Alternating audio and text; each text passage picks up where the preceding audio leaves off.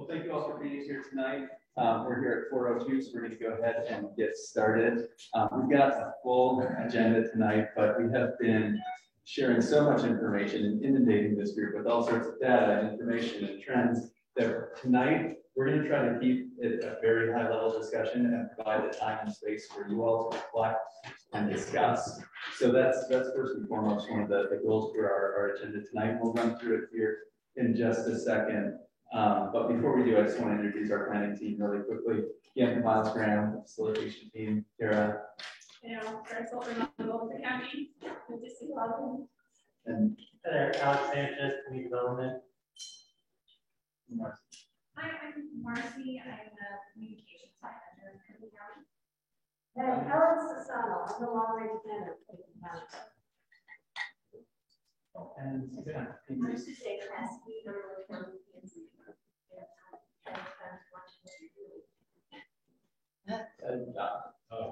John Bennett, community advisor. Our very strategic advisor, John. Thank you so much. And I think I've got all of our project team members identified. We'll go to the virtual room in a second, but I think we're fortunate enough to have a couple members of the public here tonight as well. And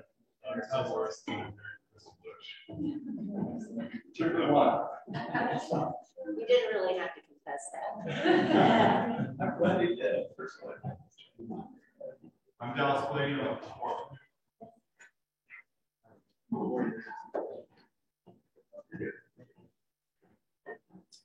And then go to our virtual room. I think we have Emma Harrison and Abby Abel from the facilitation team. And then we're also fortunate enough to be joined by our town manager, John Peacock. All the rest of us are committee members, so thank you all for being here tonight. And we'll go ahead and get right started. Alex, we can take a look at that agenda. Oh, and this room, cool. Thanks, Emma. So as you all can see, tonight, really we want to spend some time for reflection, hearing from all of you, getting a sense of where the committee is headed by just taking a look back at the July Board of County Commissioners meeting and the vision and goals that they laid out. Taking a quick look at, I said, a little bit of data, some of the big mega trends that as we looked at growth management history and how it's working today, also look at what are those mega trends that are emerging to see the discussion we're going to have tonight around really how we answer some of those big philosophical questions around growth. And we all had the kickoff meeting discussion around what is our 2050 vision for Clinton County. And so tonight, the question is going to pivot to how do we get there. And so you saw some of those big questions in the packet. Hopefully you'll have time to start thinking about them. We're by no means going to be answering them all tonight, but we want to start exploring them and really thinking about the roadmap and what's our recipe for getting to our vision for 2050. And of course, as we discussed as a group last time, we're going to vote on our co-chairs tonight. So we're very excited. We've got 4 of our committee members who will do an anonymous vote, and then hopefully coming out of this meeting tonight, we'll have some co-chairs who can help us guide this committee-driven process. And then we're going to look again at committee logistics, and we want to hear from all of you as we're going into more of the thought processing mode from all of this data. What are the key agenda items you want to see at our next meeting following the discussion tonight? So we'll do a quick round the horn on that, and then of course we'll have public comment for our members of the public if there's any more response. We'll say after that. Excellent. So on the next slide. If anyone has to leave early, and we've heard there may be a couple of you in the room, there's some QR codes that are around. If you cannot stay for the full meeting, you're able to vote for our co-chairs anytime, the early voting. And this is election day, we can vote a little bit early. And so if you're virtual, take a quick snapshot of this picture if you need to leave early. With that caveat, I would like to bring this room up here. Yeah. I'll actually get up here. So with that caveat, I would like to say, let's wait till we hear from our committee members and vote as a group. But if you have to leave early, this is the process for doing it. So there's not for everyone. All of you that have the opportunity to weigh in on this. So hopefully I filibustered long enough to get all of our virtual participants time to take a quick picture of that QR code. And Brian, there's some around the room here too for folks in the room. Just make it easy. And then the next slide. we want to take some time at the top, like you saw on the agenda, to just take 5-10 minutes and just any key reflections you had. As I said, we've absolutely saturated and inundated this group with data, trends, how things are working, chapters of the land use code, and that's a lot of information you all have been able to comprehend and absorb and ask for more of that in an incredibly passionate way. We wanted to make sure that you have time to actually think about that. So we, to get the conversation started as a planning team, put a few of our top line takeaways together. Really that what we've learned is GMQS is managed in two ways: square footage and permitted units. But what's not working, that was a key theme that came up at our last meeting, to understand what is the problem that we're trying to solve. And what we were discussing in our last meeting is that so much of the activity today goes through the exemptions process and through TDRs because it is much more predictable. And those outcomes can be, I think, controlled a little bit more. So we're seeing GMQS may not have the teeth that we're looking for. And then also that balance of density versus intensity, and that those exemptions don't have the same level of scrutiny as the GMQS scoring criteria. So that it has a quality of life implications. We want to hear from you. If you're tracking these takeaways with us, and certainly that our land use code has always been an expression of community values, and we know our code today has not been updated for almost 20 years, since 2006. And these are not necessarily new issues. So if we look at the next slide, this is from the 2000 growth ordinance.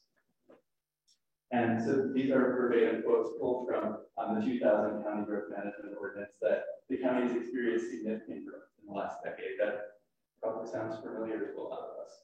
The scale and rate are not keeping with the goals of community and how they preserve open spaces, mitigate impacts of growth, and slow the overall pace of development, so that the growth rate and the amount and the type of quality of growth, in the words of the 2000 memo, were largely uncontrolled, and that GMQS has failed to regulate rate and amount. So with the reflection that we wanted to do, we wanted that context on some of the staff thoughts, and then also some of the historical issues that this is not a new issue that we're facing. But I've been talking enough, and we're curious to hear from you. What top line takeaways that you all have? We've covered so much data today.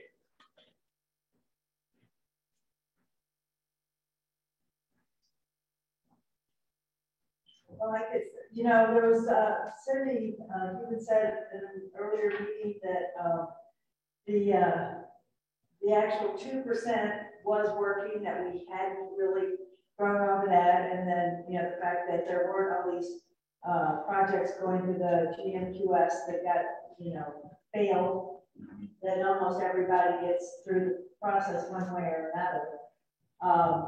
But I think where the growth is in the monster homes. That we're basically maybe the number of projects is about right, but the size of the projects has ballooned and increased employees, traffic, a lot of resources being used, energy being used. Exactly right. I think it comes back to that density and intensity balance. The other piece that I took away from the work so far is that while we've seen these issues before, there are a number of additional factors now that are actually exacerbating the growth pressures. So climate change, energy resilience, declining forest health, water availability. I mean, we talked about a bunch of these. They just compound problems that weren't solved in 2000 to now, as the challenge is even much more difficult. Yeah, and maybe back to that intensity concept. Yeah, it's even a multiplier effect. I think that's the tension we're all feeling. Yeah, Chris. So following Debbie, I think one thing is straining the market has essentially reduced access to ownership. It's like balloon prices, and so it's we're hitting the target on units, but as we know, that's driving intensities and also kind of externalizing associated impacts on neighboring jurisdictions. So that's kind of interesting. It's worth maybe thinking more as a regional. And I think as we look at some of the megatrends tonight, we'll see some of the data that what's exactly that. Doug. It says that there was a management ordinance in 2000. Was there an ordinance?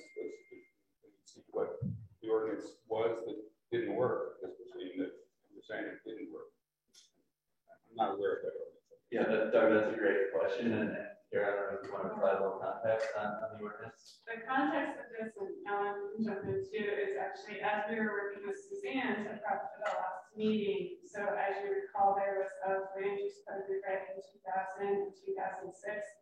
This language was kind of written into that ordinance of the land use code and why those changes were taking place. And so we can give you all that, but Suzanne was able to pull some because we were going through the historical context and was reading. This was why we were doing this land use changes in 2000, and it doesn't sound familiar yet again.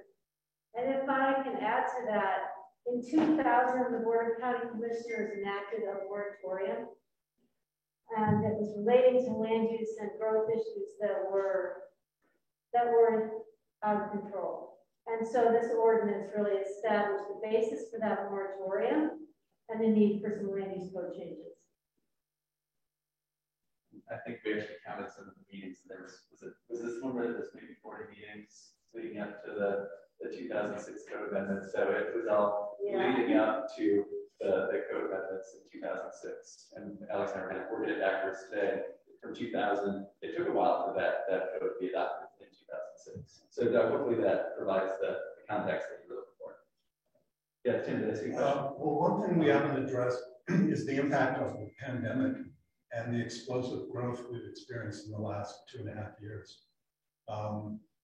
Completely uncharted territory, and you know, it's accelerated the growth curve, or whatever that is, by 10 years. I've read, but so it's just this explosion of growth and all of these impacts it's having, which gives us a great sense of urgency in terms of what we're dealing with right now. And this is why I'm glad one of our nominees for co-chair, because when we look at the megatrends tonight, we're going to look at some of the COVID data that shows exactly some of that what we saw pre-COVID in 2019, the levels of activity are back at an equal or often greater level, and that acceleration.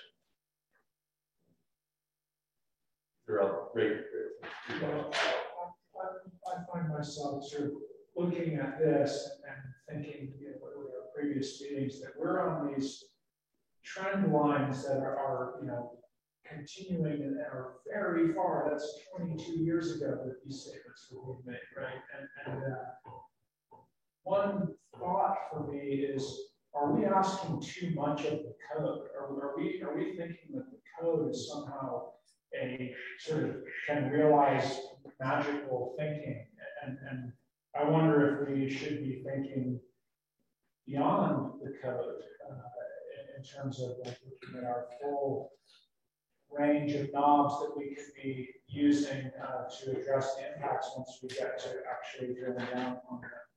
And that we still are, I feel, from the community perspective, trying to translate feeling into sort of technical possibilities.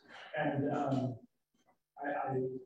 I wonder how well we're doing that, because I think that these trend lines, as they continue over time, the nature of our economy and the nature of our place has fundamentally changed.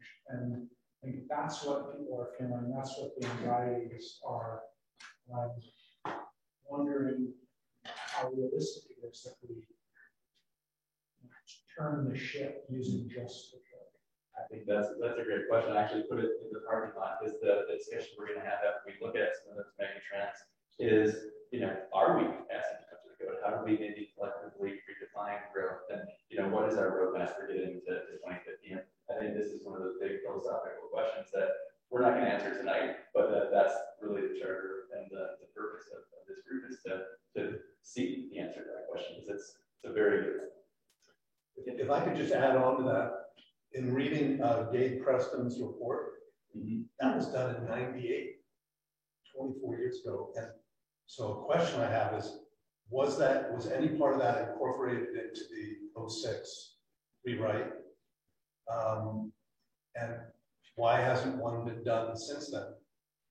That's a 25 question. And Claire, do you want to answer that, or Ellen?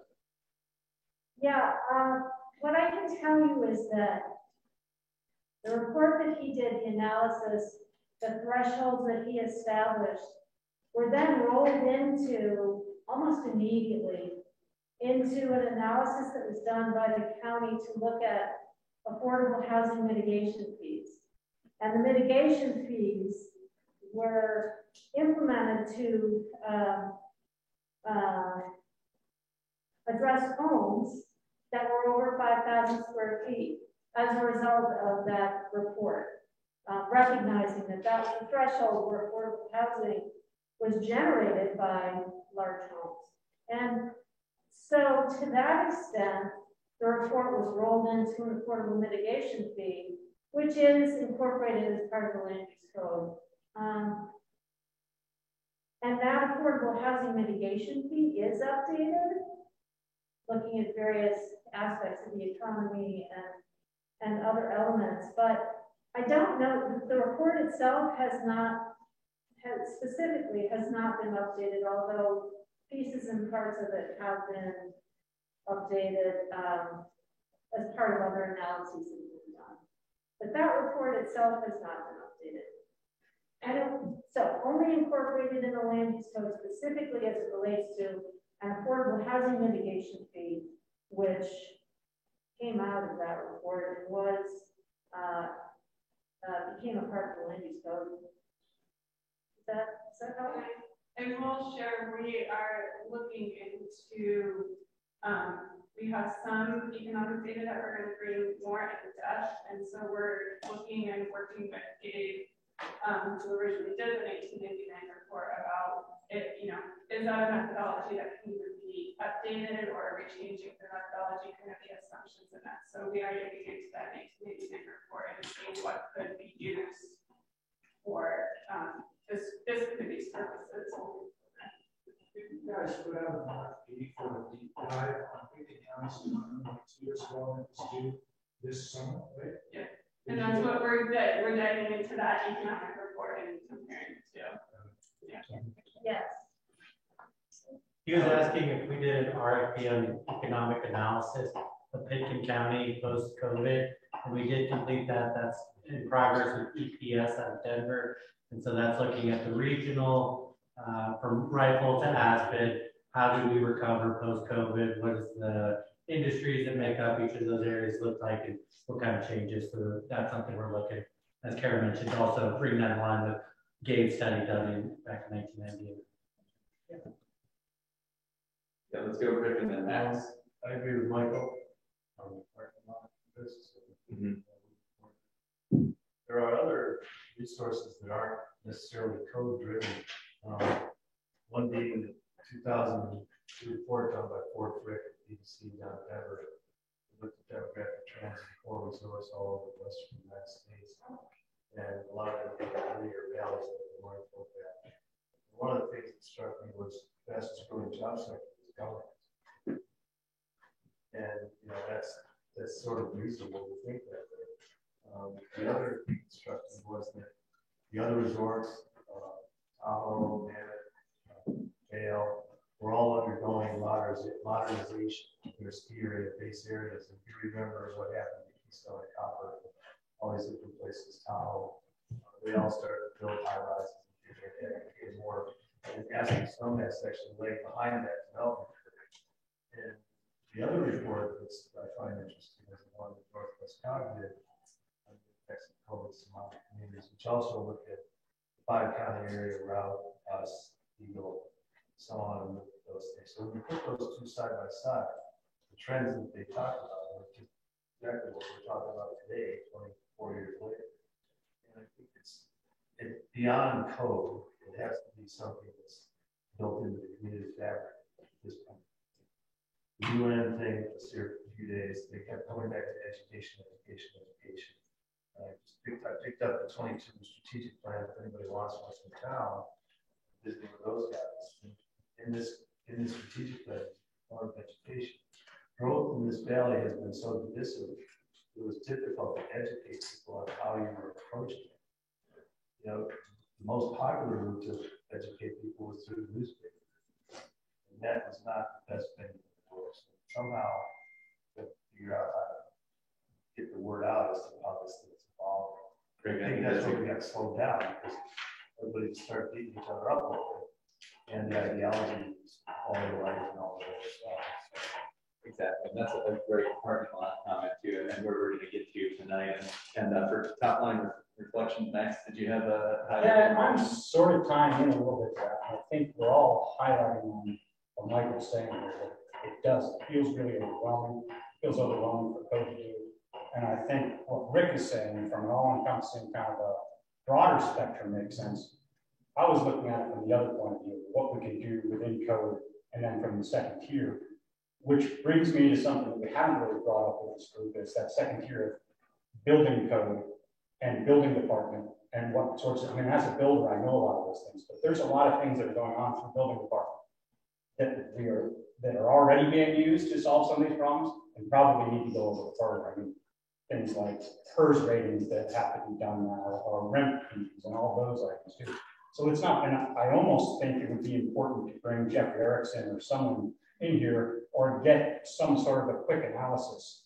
I mean, I helped write some of these things. I'm used to it from my day-to-day work, and there's still some stuff that I think from a high spectrum would be really helpful. That not so that, partially so everybody can know where those things are now and where they are helping, but more so of where can we go a step farther with these? Are these some tools that we could utilize, but take to another step where they brainstorm and think, ooh, that's a good idea, but what if we did this? Let's not forget the building department portion of this. Absolutely, and that's exactly where we want to go with the second half of this meeting. So I think what we've got is a good opportunity to transition into some of the mega trends here. But Sierra, I want to make sure. Yeah, I just wanted to add on what was being talked about. What struck me was this is a cultural issue, right? It's a question of who do we want to be and what kind of impact and influence do we want to have. And our influence is massive. Like reading those reports about Aspen, Pickens County, our average waste being like 11, 12 pounds, compared to annual or national averages of like 3 or 4. It's just like, it's embarrassing, honestly. Like, I don't even know how to describe the kind of balloon of wealth and like hyper consumerism. And then also like, we're part of the watershed, like the Rutherford Valley. And 40 million people depend on the Colorado River. So it's not just like we're not islands. But yeah, I'm appreciating your comments as well, because I think we need to look at all the different levers. And the code is part of it, but how do we change culture? Like how do we identify all the different stakeholder groups, do like an ecosystem map, and really like, we need a real comprehensive strategy that's going to go way beyond 6 months. Absolutely. And I think that's where, we've talked about why land use can be one of the most influential factors, but are we asking too much? I think that's one of those big philosophical questions that this group is going to be tasked with wrestling with for the next several months. So I think, unless there are any other top line takeaways, I think we can move in really quickly to some of the mega trends with the preface of the VOCC vision. Yeah, please. I just have one, really just the biggest takeaway for me was that the GeoGS system is too uncertain for people to pursue. And so it seems like that's why people are going around. Right, exactly. I mean, that was the first conclusion we drew to, is that it's not seeing much action. Yeah, thanks for bringing us back to that, because I think that's a really fundamental point. So Emma, let's run through in the next couple slides here.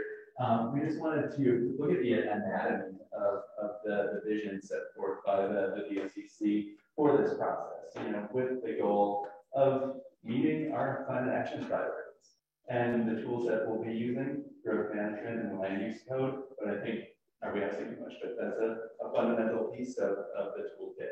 And then also the outcome, creating an equitable, sustainable, and resilient quality of life economy for the future. So these were the components of the vision that the VOCC set forward. And on the next slide, what you can see is just from that statement of purpose that is a handout tonight. It's been in all of our packets, I think, since meeting number 1. But that land use decisions do directly shape our community in many different ways. And maybe one of the most influential factors in driving both positive and negative community impacts. But I think the theme I'm hearing tonight, we're going to be exploring this and questioning it. So what we're going to do now is transition into some of the big mega trends that get to that intensity that we're feeling, in contrast to population growth that's fairly stable and even declining in unincorporated Pitkin County. So Abby, I apologize, I gave a little spoiler alert away, but with that, I'm going to turn it over to Abby Abel. No, that's good. I appreciate Miles, and just good afternoon, everybody. I'm delighted in a way to hear the conversation from before, because I feel like to some extent we could skip this whole section and you all are already there.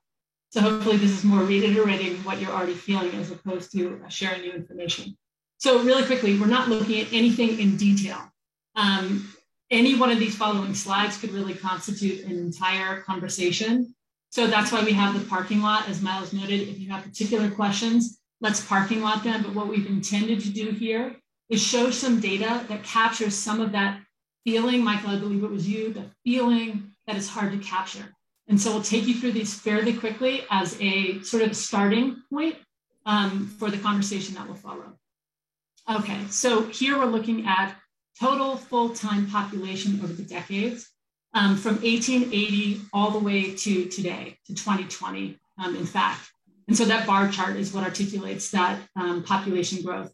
So interesting, the population was relatively high in 1880, likely because of the gold rush, then declined through the mid-1900s rather, and then really increased significantly. But what is interesting here is if you look at what's happened since 2000, you've really seen a leveling off of that population. That is not new to any of you here, but I think it's helpful to see. I mean, in fact, when you use 2010 as a baseline, you've only seen a 1% increase in population across the county.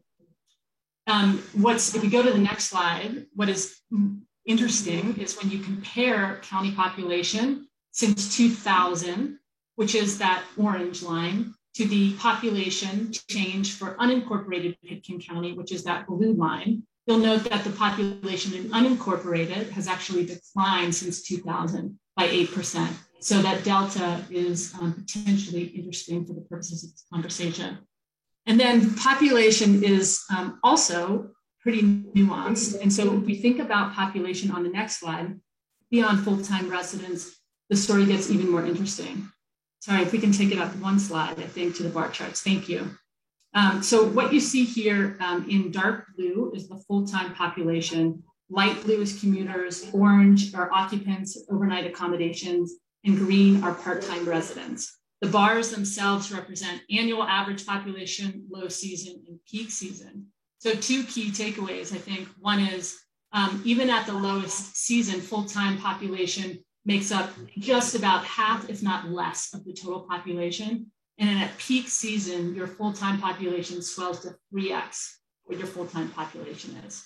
So that in itself, I would imagine, starts to capture some of that feeling around activity that all of you are experiencing.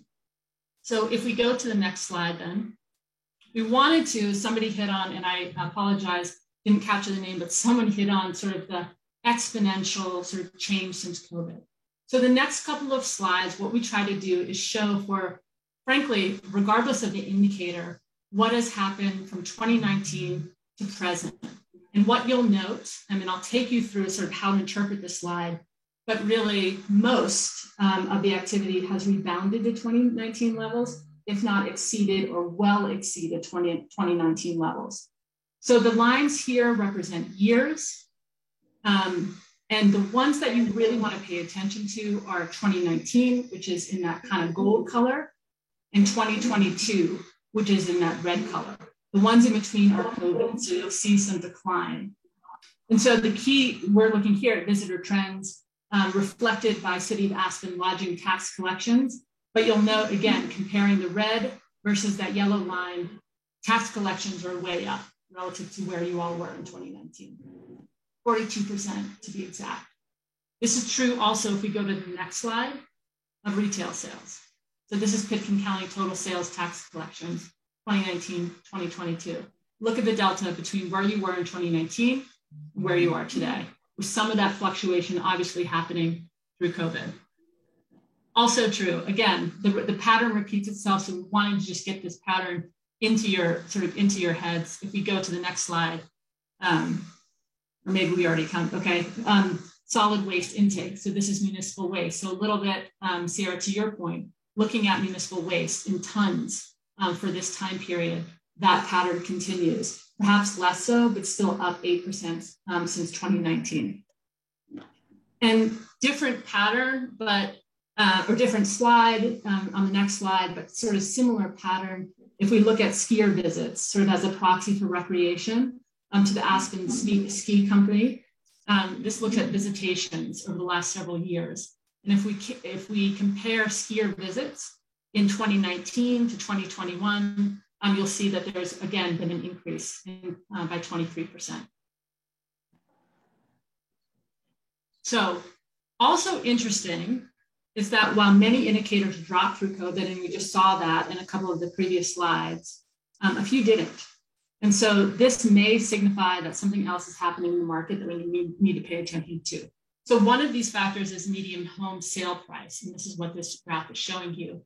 And it's showing you in terms of Aspen median sales price, Snowmass Village, which is in that light blue, and Basalt, which is in gray. And a particular note is the dark blue, so Aspen, and just the exponential spike in median home sale price between 2019 and 2020, really in the heart of the pandemic. And then over time, how that has increased by 100% since 2015. The same is true on the next slide with residential sales volume. And so what this shows is the total value of residential sales across the county from 2015 to 2021. And again, you'll note the difference between what was happening in 2015 through 2019 and just that spike in 2020, which has remained relatively high in 2021. TBD, what happens in the sort of following years, but really that increase is notable. And the last piece we'll sort of point out with respect to this sort of counter trend is the following slide, which is looking at the TDR values. And we talked a little bit about that, or rather the price of TDRs. We talked a little bit about this in the previous meeting. What this shows you in orange is the lowest price through the years from 2010 to 2021 versus the highest price, which is that blue line. And again, you'll note a significant increase from 2019 to 2020, but really that sort of exponential rise from 2020 to 2021. So question, do these sort of counter dynamics, do they reflect something else that's going on in the marketplace?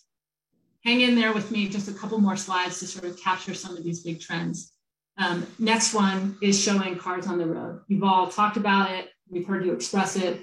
This shows it too on a slide, in particular looking at vehicles for this particular section between Highway 98 and Snowmass Creek Road. And you'll see, again, 2020 being the anomaly, but from 2015 to 2021, a 2.5% increase in really on this stretch of the road, which I think is the most significant. My understanding is that it is one of the most significant stretches for all of you in your community.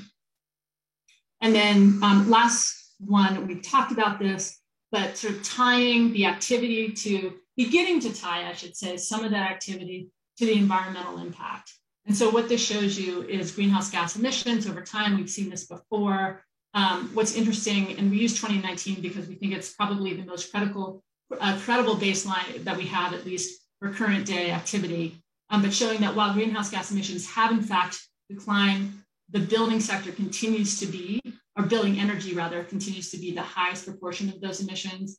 And I'll repeat what I repeated previously, but the proportion of emissions related to transportation and waste have grown relative to that overall top line. And so finally, what we wanted to do is wrap it all up and just say, in summary, really there's a difference in the trajectory of the overall full-time population in Pitkin County, which is really flat or declining, and the level of activity that the county's experienced, which is really clearly on an upward trajectory. And so how do you reconcile some of that? And in some cases, as I'll mention, and as I did mention, there are some sort of counter dynamics that may indicate a new norm and sort of a new level at which the county is operating. So hopefully that helps to frame the conversation. I'm going to turn it back to Miles, but sort of frame the conversation that you're all going to have and sort of puts data on paper to capture some of what many of you feel every day living in your community. Abby, thank you so much.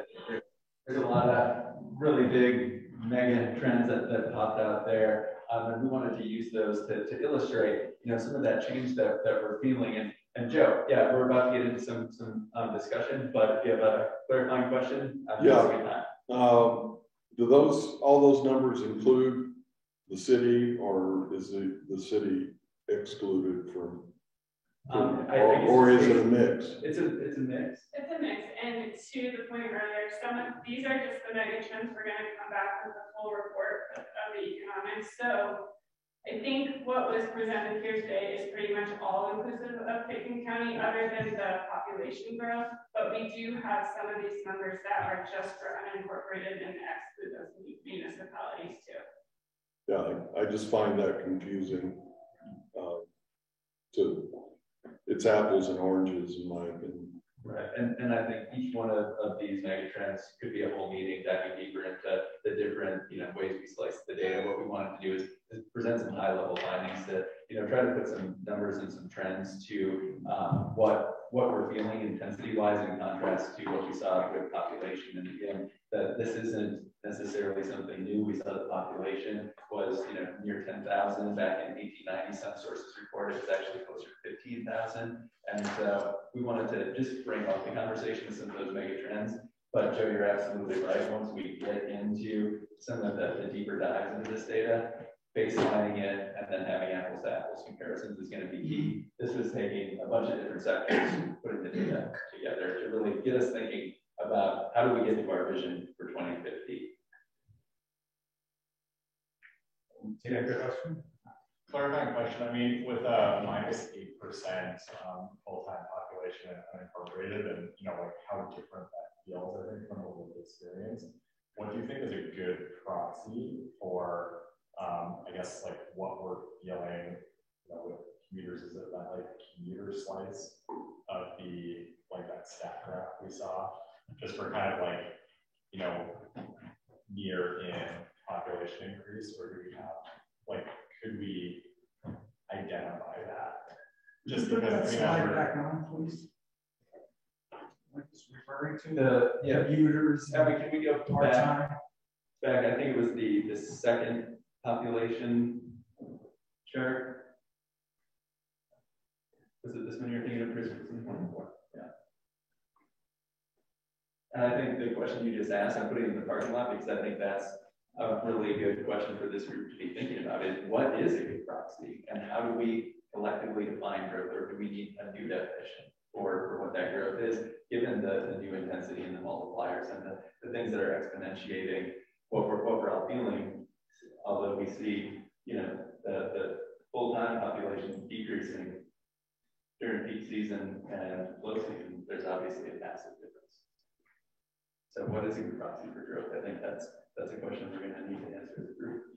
I think the question we asked, that was asked early on too, is that are we actually talking about growth? Or are we talking about activity? And I think that question was raised multiple times, and it seems that we are defaulting to the term as the term.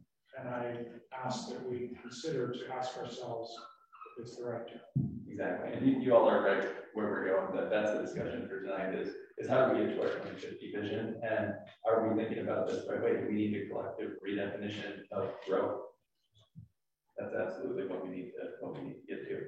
Any other clarifying questions on the mega trends before we get into some of these big questions? I want to make sure we have enough time to really dive deep in it. Rick, clarifying? Well, there's some relationship between the increase in sales tax revenue to the increase in lodging and food and restaurants and alcohol and all those other things that come with the resort community. We've seen it down here. There was a comment in the paper today about, well, we're comfortable budget-wise because we're seeing an increase of 41% in sales tax revenues, and that was created by an increase in lodging costs. So it's not working out to where we're actually seeing more revenue because it's offset by rising prices, and then the rising prices create rising costs. So this is one of those things that Michael's point is a lot based on the amenity economy that we've developed here, not necessarily development, but what came with that to try to market a poor resort.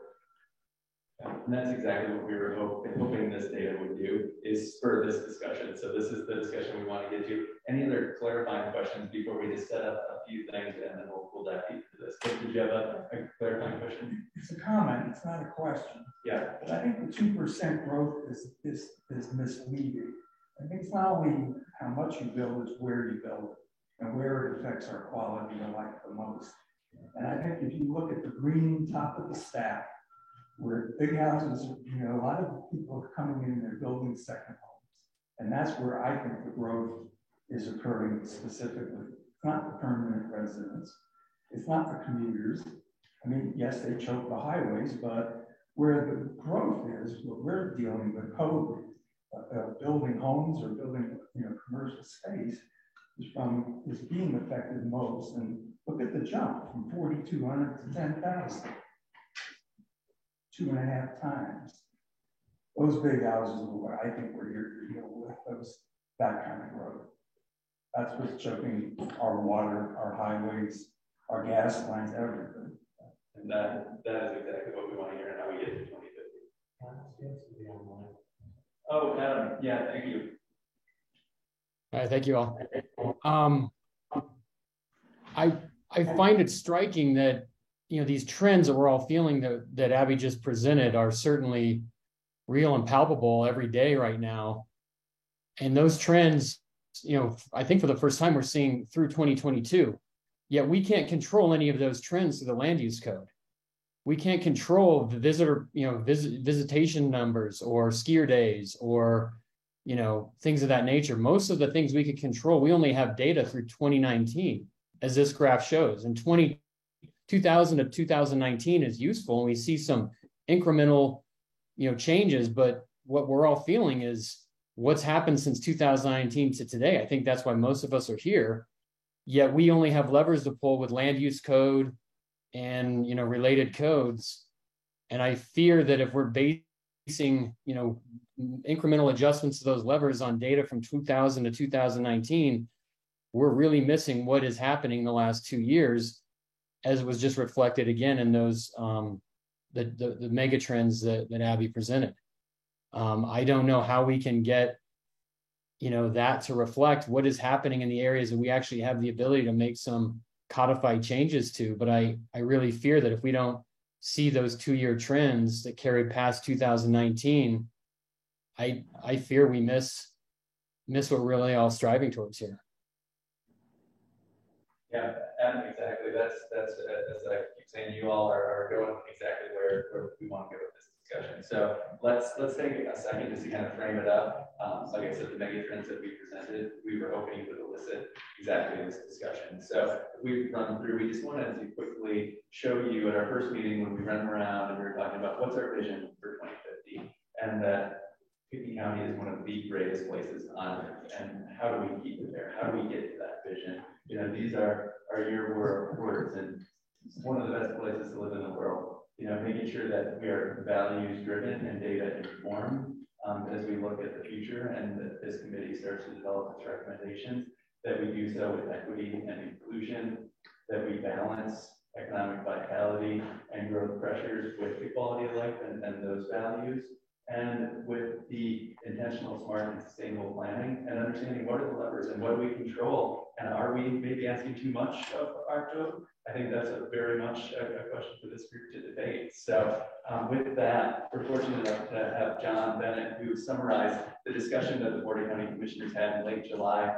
as they were kicking off this process, as they were finalizing the vision that we looked at the anatomy of and the goals that we'll look at tonight. So John, would you please share that summary? I would be happy to. So on July 26th, the BOCC met to talk about the purpose and goals of this group before your first meeting.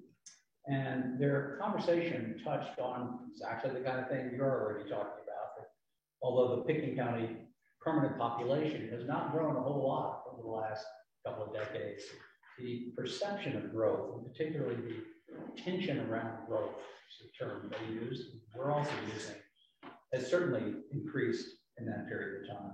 So here are some specific thoughts. I took some careful action, listened to this damn meeting a couple of times. I took a lot of notes, and I wrote down some exact quotes from the different commissioners, and I'm just going to read some of these quotes to you. These are from all 5 commissioners. One of the things I thought was really interesting was the fact that they were basically all agreeing with each other. One started it off, and another would add, and another would add. It went on for a few minutes. So this part of that meeting began, this is about where do we want to be in 2050? How big is big enough? How much growth is acceptable? How do we create a steady state economy? What has generated the slow permanent population growth we've had? Will the growth committee's work create a picture of that? Is it growth in one sector as opposed to other sectors? Our resident population is not growing, but the intensity of the community is increasing. How many visitors are staying here longer? How many are staying in our tourist accommodations? How full are our rental units? A lot of this is related to carrying capacity, but not just biological carrying capacity in terms of how many people our land and resources could support. It's about quality of life. Do we need to redefine carrying capacity so that it has more meaning in this context? What's the carrying capacity in terms of impact on our lives? Even if the full-time population hasn't changed, other things have.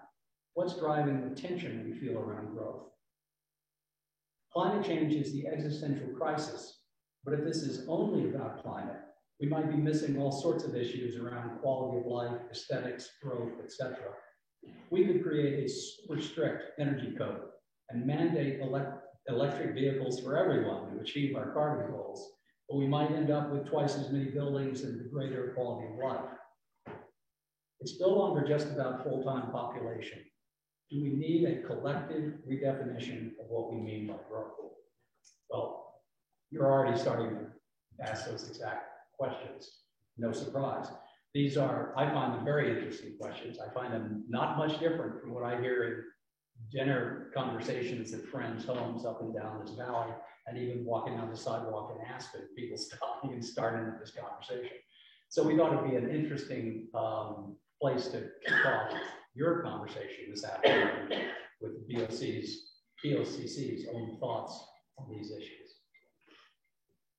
Thank you so much. Yeah, that's preface. And as you said, I think we're already getting into a lot of these big philosophical questions. So sorry to pump the brakes on where you were going naturally, but we wanted to have that context and bring it forward. So let's continue that dialogue. And I'd like to go around and start the conversation and hear from all of you, given the discussion we've had. I want to make sure we hear from all voices in the room and just understand, where do you think we need to go to get to that vision of 2050? You can see the BOCC goals from that same meeting, looking at 2050, reducing greenhouse gas emissions by 90%, getting to residential net zero much faster than that in 2030, and also balancing that economic piece of it and certainly the values of the community. So with that framing, these are the big questions that John so eloquently summarized. Essentially, how are we getting to the vision that you all outlined? And as I said, we've been talking about, we want to hear from all of you. So I don't know if we have any volunteers to start, and then we'll just go around the room. Yeah, Rick. Watching this for over a long time, and understanding sort of Aspen as a core resort and a world-class core resort, which stood alone for a long time until Snowmass came along, and it was Aspen Snowmass. And linear nature of this valley, so the core resort defined the way we all know it to look like, and then the next community down the line is the support town, which housed a lot of the workforce. El Run came along. We saw a lot of subdivisions in Eagle County being built, Blue Lake, and some of those. And this area became a bedroom community. And then eventually Carbondale's location became conversion from ranching and agriculture to golf courses. And the workforce moved further away down the I-74. This is a pattern that's been all over the Western United States. If you look at the city of one, but that's going to be the next core resort. The I-70 corridor is going to be a duplicate of Roaring Brook Valley. And I think that those lessons that we learned here were about urban growth boundaries, were about the stable economy, whereby we approved the Roaring Brook Club, systematic stations to increase. We lost 57% of our revenue in the city market left to solve. And we didn't want to be so heavily influenced by the core resort that we had to depend on them solely for our quality of life and our stable economy and everything else. I think what you're seeing is a regional effort to come to some conclusion for each of these communities is what they want to be. And we can't just isolate the conversation around Pickens County's issues. We have to include those other bubbles because they're going to do things. And what's going to happen is that population at the end is going to decrease. The service economy is going to, be diluted, and people may not come here. And that's a sacrifice, I think. How does Pickens recoup that and get into a position where it can be stable and not where you see a population that goes up by 57% for 6 weeks a year and drops, the other 48. Rick, I think the regionality, that's really important in creating that balance. That's an excellent way to start us off and looking at we're not just existing in Pickens County here in a vacuum. And I want to go counterclockwise and go next to Tim, and then we'll work our way around the room. And Rick, thank you so much for kicking us off. And I should have said it earlier, but I want to make sure we do hear from everybody. So bonus points for brevity. I think we can really start to focus in on how do we get to that vision. And Tim, hopefully I've got you in time. Yeah, I am on the spot. I've been thinking the last week, just remembering in the 70s, what a seismic shift the whole growth management and those issues, what a huge shift in thinking that was for the community of Aspen. I remember Fritz Benedict was very adversely affected. It was a radical downzoning. He was astonished this could happen, revolted by what was happening by the commies in government there. But bringing that to the present, I was reflecting on what can we do with this committee that's kind of as revolutionary as that period was. What new thing can we bring to our community that is as significant as those events were in the 70s? Thank you. And Emma and Abby, please continue to just elbow me aside virtually. And I want to go to Mona. I know Mona's had her hand up for a while, and then we'll go back to Jennifer. Well, thank you. I really wanted to follow up on the previous comment about regionalism, because it also feels, I want to go to that last bullet there. Do we need a collective redefinition of what we mean by growth? And I think that to have other communities, Aspen, Basalt, Snowmass, and Carbondale, really part of the conversation, helps to frame it a little bit more realistically, because whoever made those comments before, I think that each community is growing as well as Pickens County and experiencing the spillover effects from Pickens County that's making those communities less affordable, that's making those communities grow as well. And so when we talk about our vision of how we're going to achieve the goals of our climate goals of greenhouse gas emissions reduction by 90% by 2050, feels like we also need them at the table, if not now, at some point. But I just feel like that's an important piece that will help us to achieve our goals. I want to thank you so much, and make sure we hear from all of our virtual folks. Why don't we go to Jennifer next, and then Adam, let's put you on deck, and then we'll go Christy and Nick from the virtual. It's a little bit interesting to expand a little bit on what Mona and Rick both said. If we define growth by population, we're leaving out that portion of it, the commuters down Valley who are driving up Valley. And that is probably some of the pressure that we feel. But on the flip side, a lot of what we do to accommodate people of lower income so that they can live in this area also exacerbates the desire for people to come visit. I'll use a couple of silly examples. I went backpacking in Telluride last year.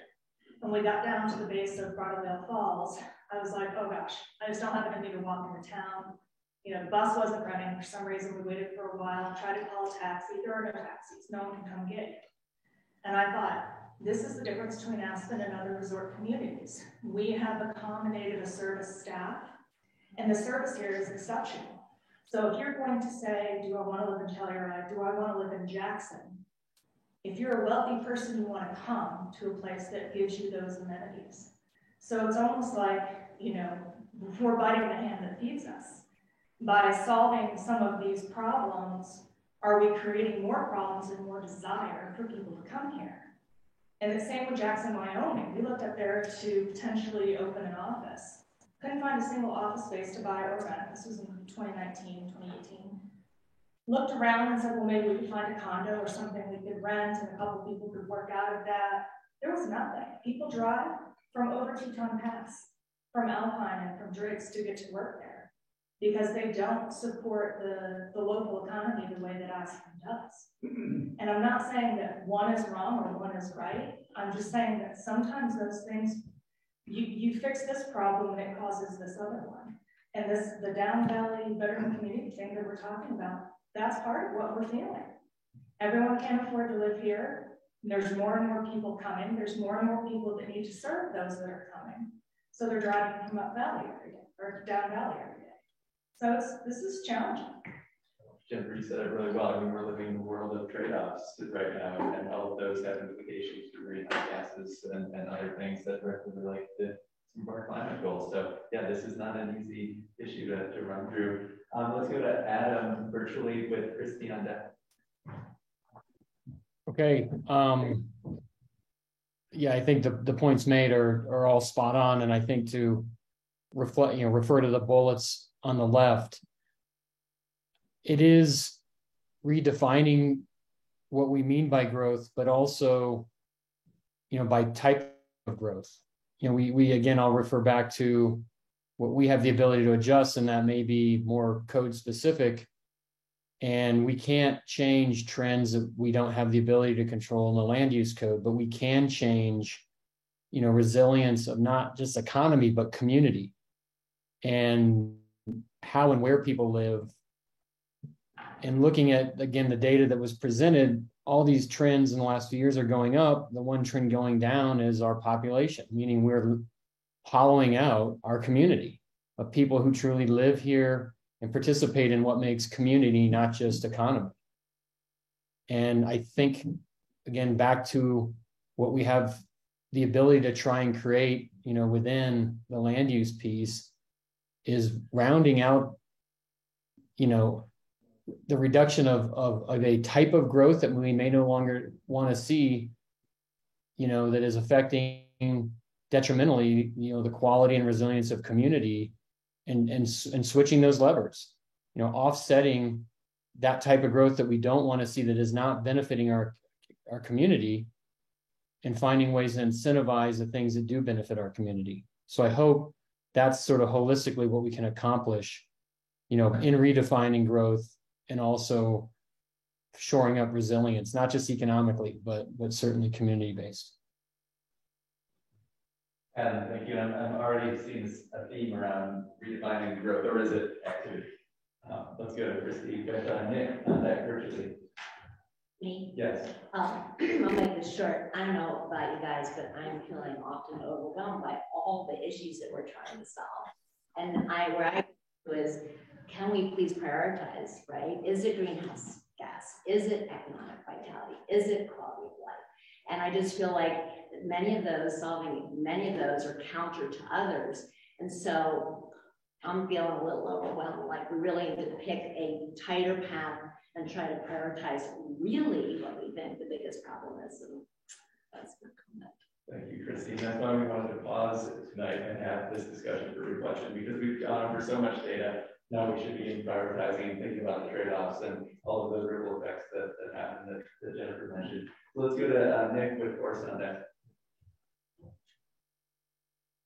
Do we have Nick virtually? Nick, we'll come back. Forrest. Okay, yeah, so I mean, mostly what's been talked about is like kind of broad stroke identifying the issues that we have. So one of the biggest issues that seems to be coming up is how do we impact carbon management, growth management, economic vitality, and sustainability using the land use code. So one of the things we need to work on is what actual quick pieces of the code can we use to impact those issues that we're having. So I kind of tend to like to think to solutions. The place that my mind goes is that our Pickens County outside of the urban zoning districts is relegated to only single family housing. And that's just going to lead to that land value continuing to increase and become more selective to the wealthiest people in the world, at which point eventually all the single home properties in Pickens County will be owned by uber wealthy, which will find their way to build mega mansions because you can't stop wealth. And so I think that a way that you can actually take the land use code and impact carbon, impact building community, impact the way that brands, utilities get handled, and reduce the traffic on the road is start to identify some of the property that is along the transportation corridor and figure out how to zone it multifamily, potentially with a supportive commercial to bring people who actually work and serve Pickens County into Pickens County in an affordable living environment. It doesn't necessarily have to be affordable housing, but multifamily is affordable in comparison. And if you bring it towards the if it's zoned near the transportation corridor and it has a small development of commercial that supports it, then people aren't driving 10 to 15 to 30 miles to go to their grocery stores, to go to their retail. And if it's near the transportation corridor and it's multifamily, people can then use the public transportation a lot more readily. And you start to make a serious impact on carbon emissions by centralizing people that work in Pickens County in Pickens County. You start to make a difference on the equitable as far as income base, because people who actually can't afford to live in Pickens County potentially could if they're living in multifamily. And it also would allow us to protect a lot more of the rural land, because instead of getting into a sprawl environment where everyone that wants to live in Pickens County is now going to live on 35 acres, and the utilities will be trenched all the way to their house on the 35 acres, you're centralizing the utility corridors. And if you're bringing 60 people to one building to live there, you can then open up hundreds of acres of land that would have previously been zoned single family and 4 houses would have built on it. And so I think that it's something that with the zoning and the code, we really should look at. I know it's not attractive, it's not sexy, it's not all the things that Pickens County wants to be, but it's the way to actually build a sustainable community that brings equity, both with the economy versus sustainability, but also equity of the classes, who gets to live here, who gets to participate in the community. And what we've talked about a lot is we've lost the community, because what we have is we have people who can't afford to live here servicing people who can't afford to live here, who live here part of the season, only the parts of the season that seems desirable. And so if we want to infill the permanent resident issue, we need to start to really reconsider what the zoning looks like and who we're actually going to let live here. Because with single family, it's going to become more and more restrictive every year that goes by. And Boris, I think I'm hearing a theme here too, that looking at what are our tools, what are our values and the solutions we have, then we can start to prioritize, to Christy's point, and then begin to answer the question, where maybe we asking too much from the go. Yeah. One of the things I continue to be uncomfortable about is this issue of short-term rental, which 25 years ago was just the occasional owner renting out their home for a week so that they could take a vacation. And now it's a full-on profession. And I don't think we have a very good handle on what component of our discomfort is associated with that particular activity. So I personally think the increase of tourist visits in our community is as a result of that, and it's something that makes me uncomfortable. It goes back to looking at the different slices of population that we went through. Nick, I want to do one last check. I know you might have had to sign up early. Okay, Jessica. I think the thing that I've been reflecting on goes back to this: what is growth, what is impact, and maybe building off of something that Adam said, and also what Michael said earlier. We're asking the code to do a lot, and it's not going to fix everything, right? But the code is a very powerful tool, and I think seeing some of the trends and hearing some of the conversation, I think the code is encouraging the wrong things, making it difficult to do the things that we might want to achieve as a community. So it is a lot easier to develop a single family home that is relatively large within Pitkin County. It's much more difficult to develop affordable housing. Forrest was talking about multifamily housing in unincorporated Pitkin County along a road. That is because of zoning, it is because of growth management. And so I agree that this is an overwhelming, in some ways, conversation. There's a lot of pieces here, but there's a lot of things we can do, and I think that this committee can do in terms of recommending changes to the code when we think about those pieces of what do we want to see more of, what do we want to see less of, and I think if we center that type of conversation, we might get at what are some of the strategies to change the code. Absolutely, structure for the process. Yeah. Doug, thank you. I want to echo the regional population piece, because I really think what we feel is that the region, all the way from Glenwood to Aspen, the fact that the Pitkin County's population is down has no bearing in my life. It's the whole valley, excuse me. I think the other thing is when we talk about how big is big enough and those kind of things, part of it, I think, is the intensity of the use from what we're seeing from the people that we're continuing to attract. It's all in the reports about more trash and more people that work big houses and all those kind of things. Those big houses, I think, act during the high season as big hotels, or maybe not big hotels, little hotels, but the intensity of their use is the other thing that we all feel. And so, I think that I heard it on one of the meetings, one of the county commissioners said something. We need to try and get people to make good decisions. And the good decisions are decisions that we're trying to get. What's a good decision? Everybody has their own idea about a good decision, but my good decision is less, not more consumption. And so the code's not going to do that. The code can do that in houses size and those kind of things. So that's kind of the carrying capacity piece. Is if we get people to use a little less or do a little less, then maybe the carrying capacity is the gross carrying capacity. The other thing that I look back at, and I asked about the 2000 ordinance, I think it was 2000 that went to 5750. And so in 2000, everything's brought down to 5750. And that was a huge change as far as maximum house size. And there was a huge outcry and it was going to destroy the community. Obviously, it didn't. So in 2000, I think that's what that ordinance did. So I think that was a big change and saved and decreased a lot of growth in this community as far as giant houses. Yeah, thank you for a good point.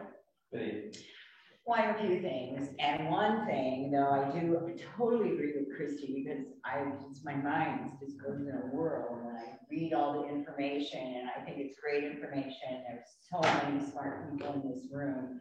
but I just like to focus on one thing at a time. That's kind of the way I do things. And so I think it would be great, I don't know if it's committees, within committee, or how you approach each topic, but that's something that I do agree with Christy about. And I agree with Jessica as far as the code being helpful to kind of manage the other parts of growth, which, you know, I have lived here for 48 years and I hate to go back to that, but we seem to always be talking about the same thing. So many people are traveling from down valley, up valley. The highways are too crowded. Why don't we have mass transit? I mean, I know we did speak about that many years ago. I mean, it just seems to make stupid sense, but I'm sure there's a reason why we don't. And working with other mountain communities, I know we do, because I've read the literature. Instead of reinventing the wheel, what do other communities, because they all are resort communities, what do they do to help answer these questions that we have? Because again, being from down valley, the questions are, we don't have adequate teachers, we don't have emergency responders, we don't even have coaches. There are so many pieces of the community puzzle that are missing because growth has been limited in some places, but not in others. And I love the idea about beginning to have still is down into some breakout groups, more focused conversations in our future meeting. And so just putting that out there for the coaching conference. Barb. I agree with, you know, what Christy said, and Lydia and Jessica and Doug, and I'm terrified. I'm terrified because I think back that there's 22 years ago, we were having the same conversation, and it feels like there's been a tsunami recently. And somebody said, we need a revolution. I went, how do you fight a tsunami? But going back to just saying ditto in the interest of time and respecting everybody's time, I wonder if the process that we're using kind of based on what Lydia said, needs to be looked at a little bit, because I'm almost seeing subcommittees here on certain areas. I need a big chart that says we've unpacked the issues that we're dealing with, and there's this pocket, there's this pocket, there's this pocket, there's this pocket, and letting these very smart people in the room take a deep dive into the pockets that all interrelate.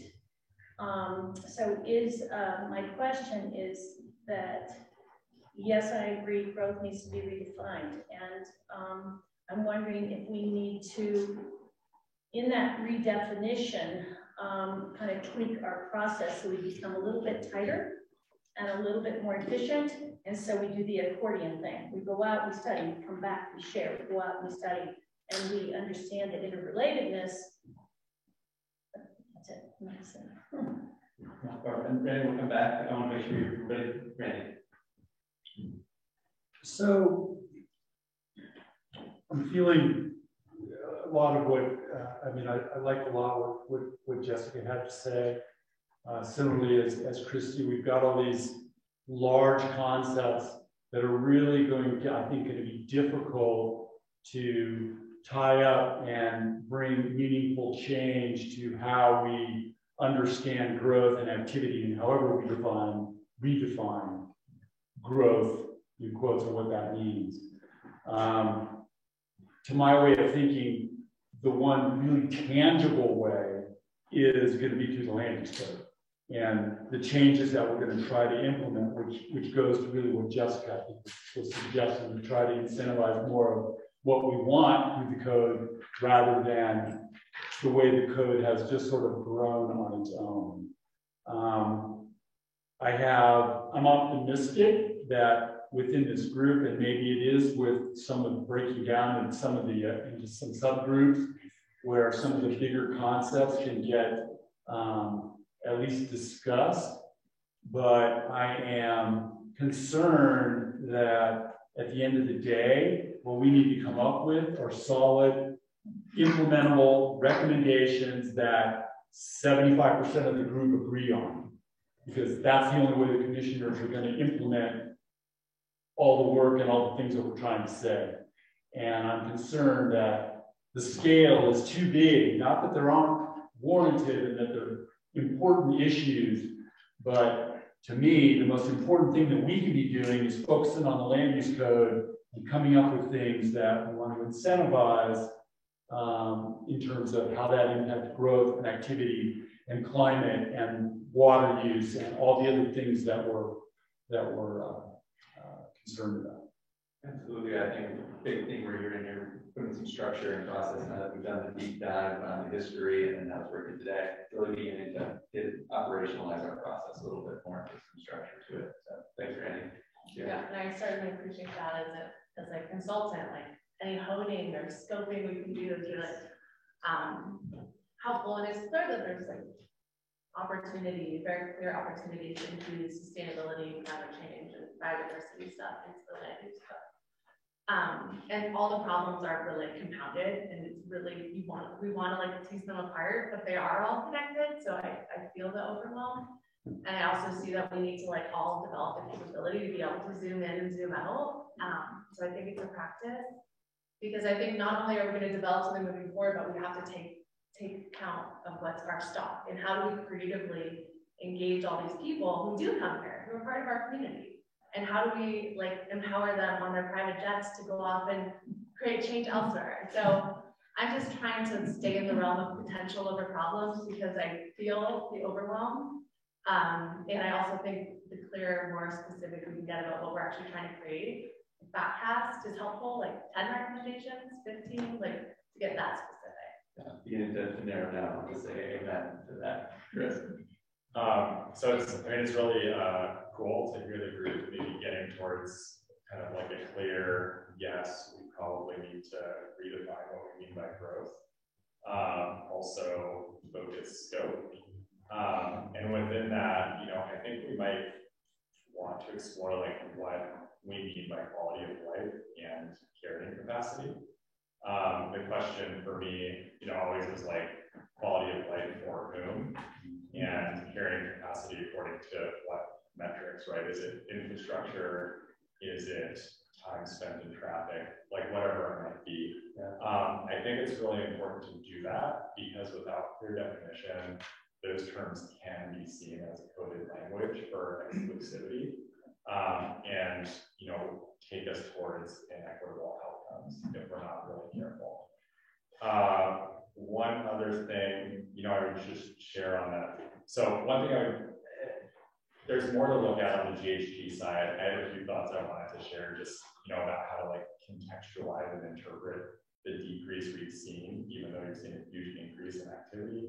Maybe I'll put a pin in that for now. Well, since we're going around, we'll probably have a whole meeting. Yeah, go deep into cool. that. But I'm last thing I'll say is I'm liking, the thought that we, I don't know if it's been expressed this way, but like, maybe develop a set of principles that support kind of those redefinitions or however we define these outcomes. And then we can start filling them in with, like specific interventions that we'd like to see the code accomplish.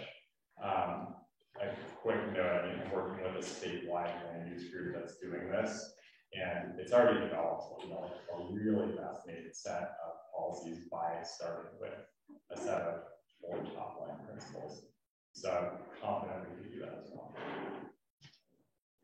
Thank you. Glenn.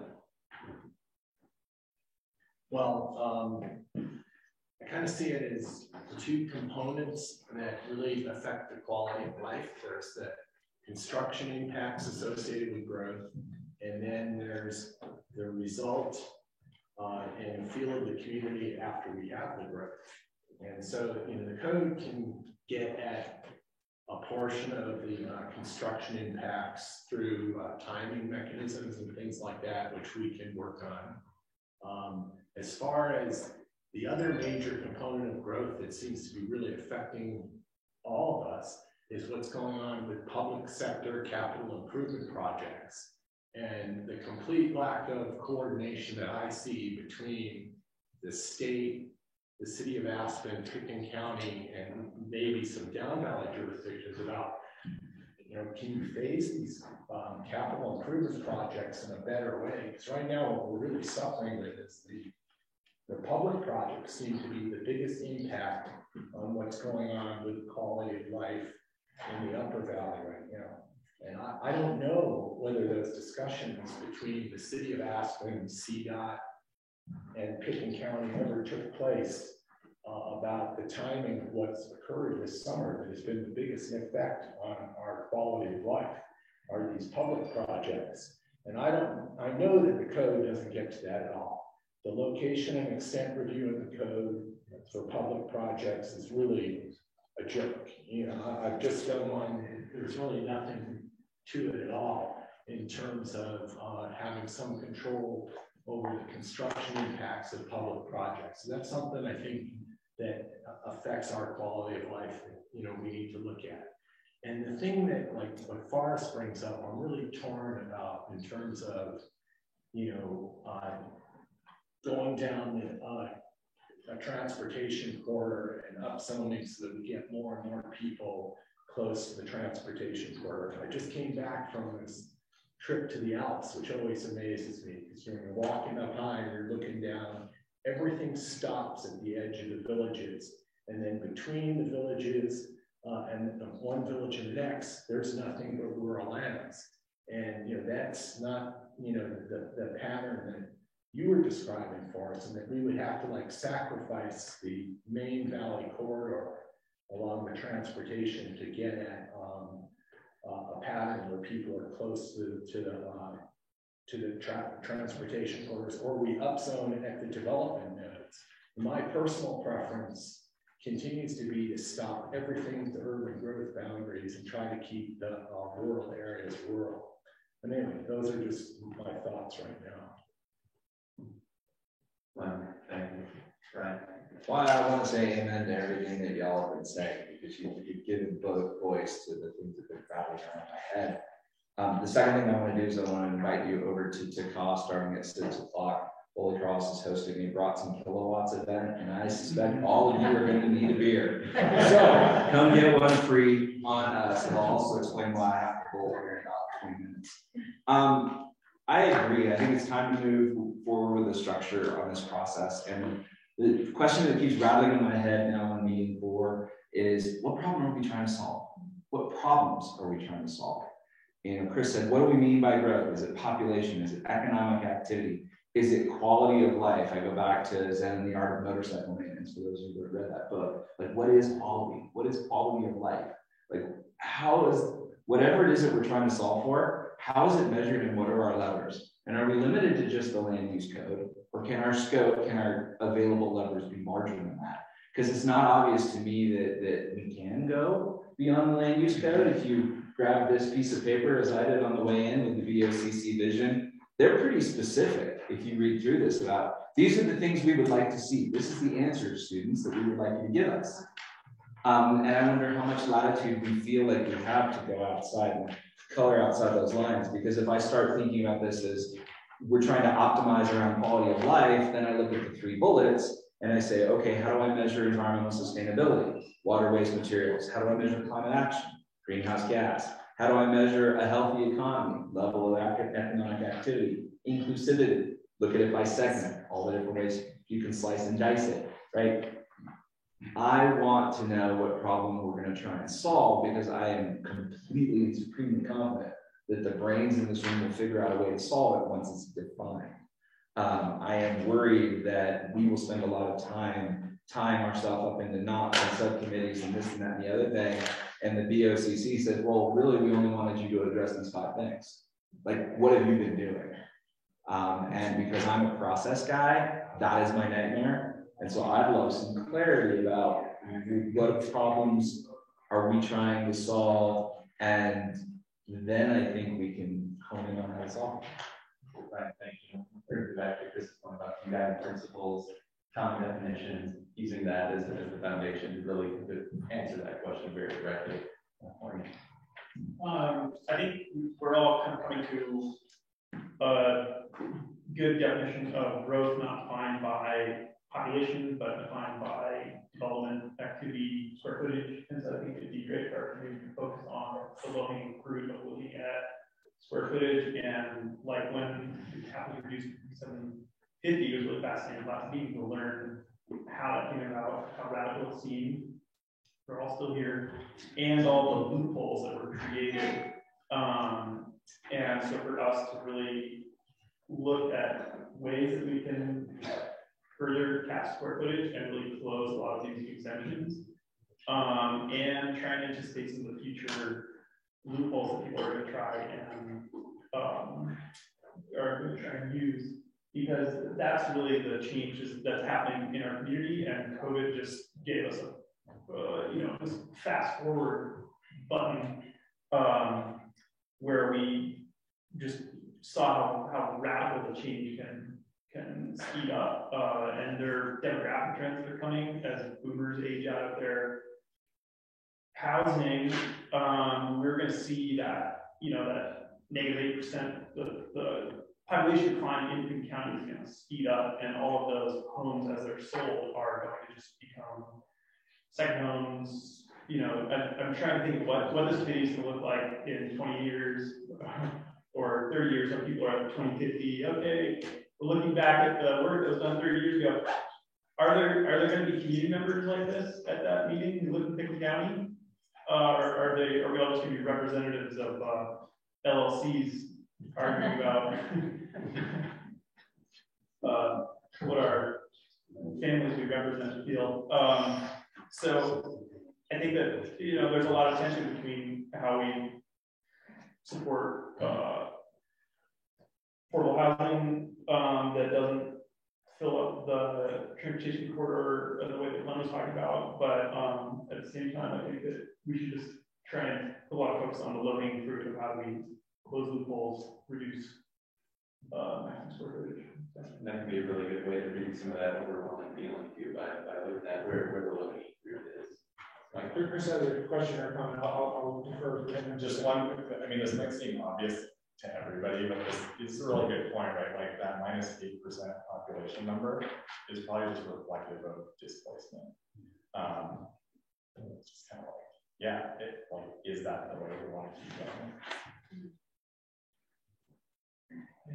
So I'm going to start by triple underlining a suggestion, specific suggestion that Jessica made, which I think will help us focus. And that is coming up with a list of things that we want more of, and coming up with the long list of things that we want less of, because that's where the list and the hard work is going to be. And then I think, as she said, asking ourselves, okay, what can we do within the code to solve this? And if it's not a lot, then we may have been, we're on a kind of a, not a fair task. And I think, economic activity in the county tends to have an outsized impact because of a lot of the things that we've described. It's disconnected from transit. It's driving up housing pricing, which is creating another set of problems. It's cannibalizing workforce. So within these questions, we can ask things like, do we want to see RAFTA go away because they can't hire any drivers? And do we want to protect certain workforce from cannibalization from another economic sector? Because those are the changes that we're feeling. We're talking about loss of teachers, loss of bus drivers. I was in a transportation meeting earlier today.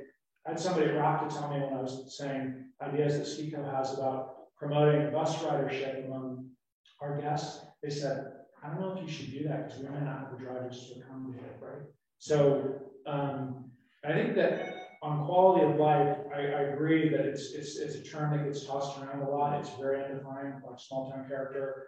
I think people are feeling increasingly disconnected from this place and its activity and the economy and the busyness that they're seeing. They're seeing all this activity and they're saying, this just feels like it's overwhelming me with very little, if any, upside for me. And there are things within that we have no control over. It's because restaurants have gotten so expensive now that nobody feels like they can go out to eat. They feel disconnected from place, but that disconnection makes people more attuned to the things that are happening that they don't like. Lastly, I will say that kind of two quick things. One, I think 2050 is way too far into the future. People want to see something done about what they're feeling now. And if you say to someone, you know, yeah, we're gonna, you know, in 27 years it might feel better. It's like, great. Then I want to say, and this is going to sound harsh, but it's a point that bears making, I think. And that is that the commissioners have had a couple chances to do some meaningful stuff relatively recently. And to Joe's point about short-term rentals, you know, they took a run at that and they went pretty soft. You know, like I've talked to people who own second homes and they're like, oh, they're giving us 120 nights. It's no problem, you know, and like doesn't affect me at all. There was an opportunity there to maybe make a run at sort of taxing and creating a fee structure that would have dealt with some of the impacts that will be on our things we don't want list. Didn't really go there. You know, it's a relatively modest fee. And then, you know, on housing, they have you know, sort of shirked away from that. And there's going to be a consequence to that now, which is that the city of Aspen is going to try to make Burlingame Phase 3 top priority for City of Aspen employees and Pickens County-based employees, second tier to that, and that's going to make the list of problems worse for us. So they, like, I hope that we hold their feet to the fire to say, look, we're not magicians, right? Like, you guys are presented with options and opportunities to do stuff that you're kind of asking us to solve for now, but you shirked away from meaningful solutions when given the opportunity. So I think we need to address some of that too. And if we go back to the word that I wrote down is revolutionary, maybe, you know, thank you all for all your great work. There's a lot of great ideas in here. I only have a few things. I think it's really important we define what our community is and what we want our community to be. I think right now there's not a lot of clarity in we can go around this room and people would define what is the town of Aspen and who are we accommodating and what are our priorities. And is the priority just the people that have money and we're going to do whatever we can to help them find their little, build their mansions or what have you, or is the community the people that are making it all run and the gears of the operation?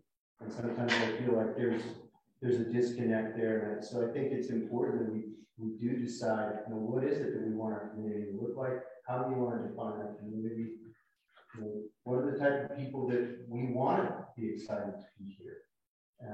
And I think that's how you create sustainability and a place that has a long-term vision and is very, I guess, looking toward the future. I would only say one other thing, and that is that I spent in my work previously, I spent 25 years traveling around Europe and to 20 different resorts every single year. And I would say that, you know, Europe is different and they have different zoning and they have different planning, of course.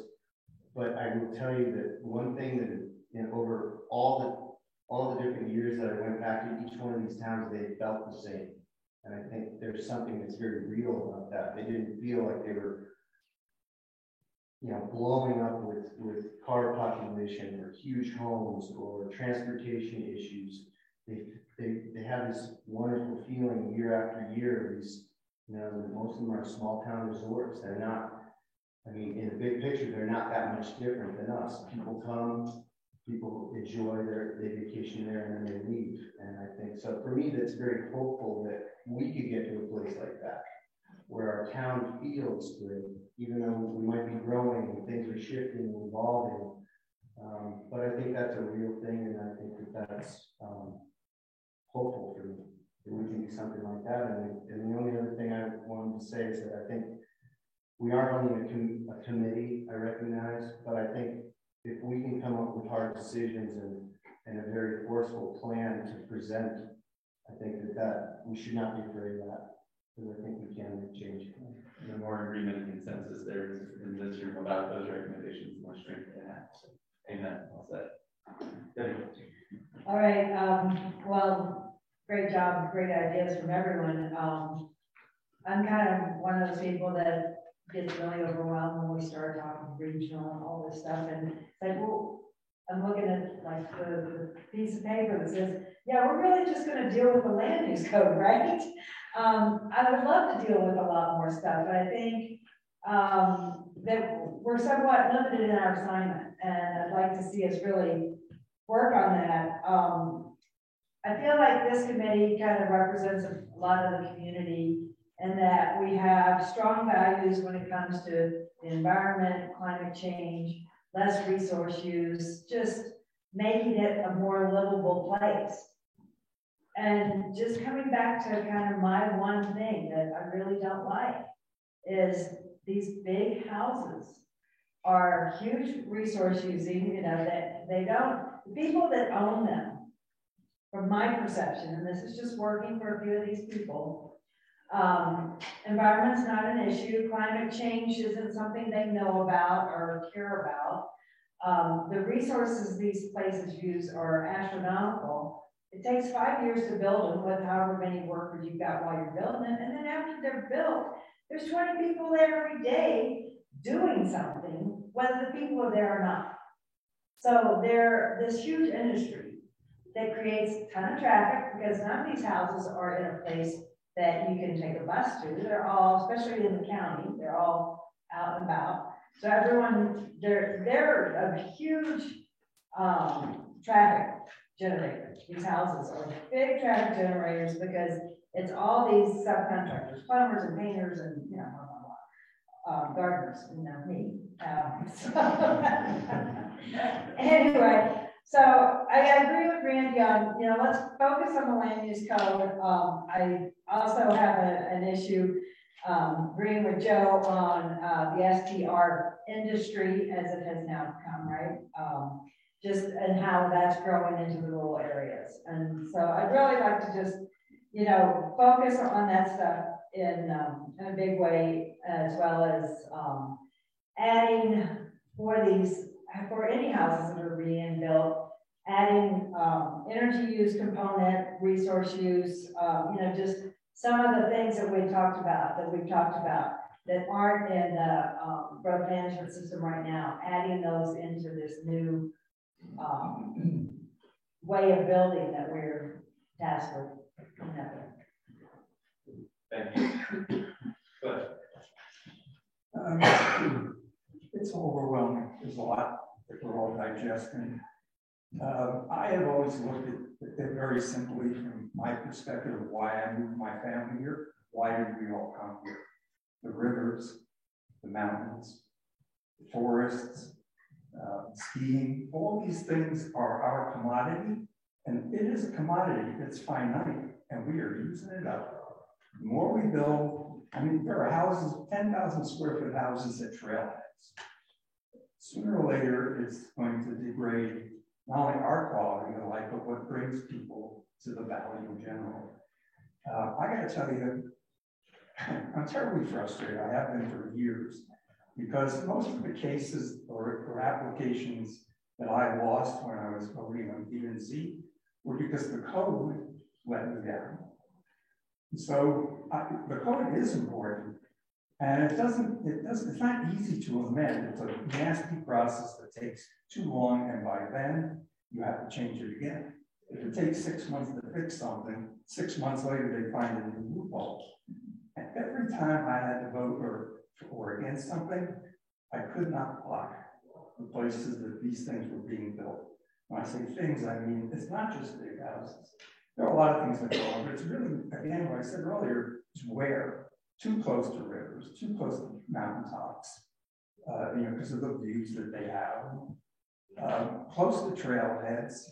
There are places I've been hiking and biking for years. They're being closed off by homeowners because they want privacy. Very frustrating.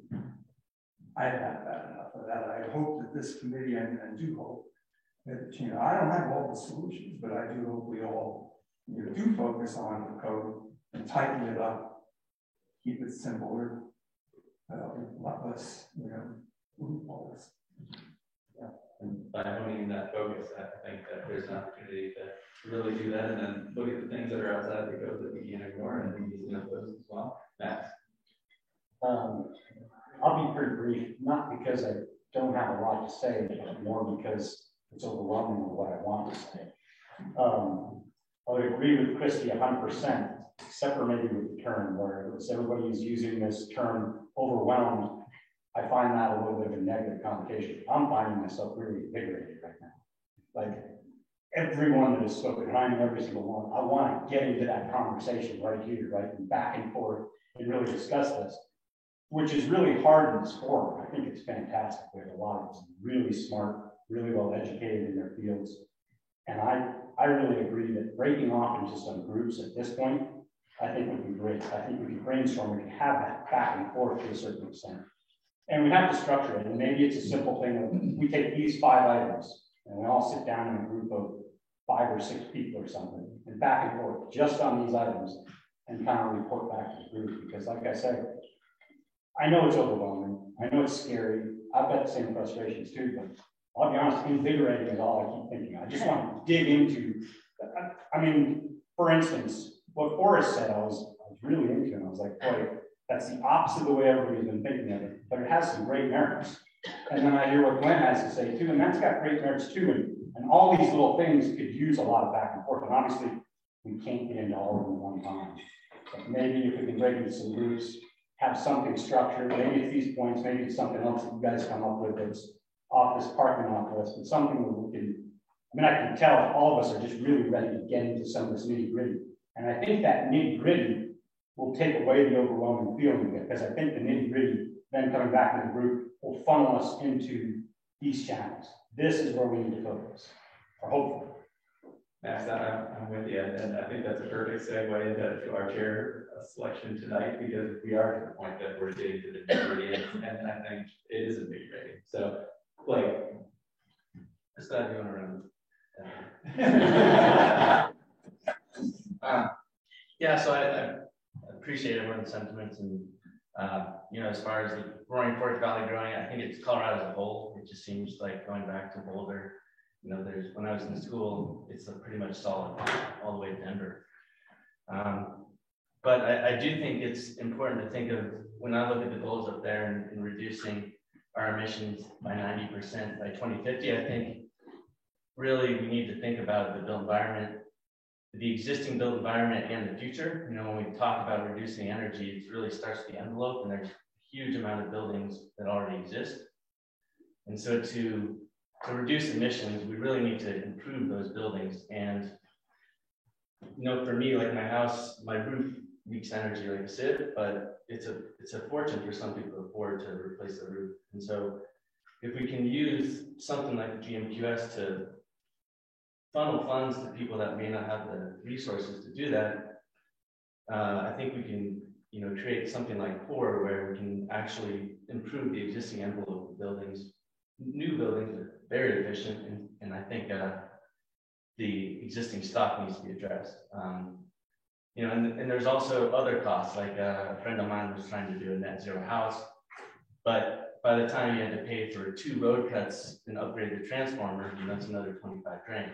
And so there's going to be a lot of costs that go along with reducing these emissions. And so if future growth can help subsidize that and make it affordable for those that may not have the means, I think it's critical. So I think everyone else had a lot of good points, so I'll leave it at that. Yeah, thank you so much, Blake. And that equity piece of it, and of course mentioned it too, it's going to be an important thing that we use as a lens to look through. So thank you for that. And Max, I think you said it well. We were ready to roll up our sleeves.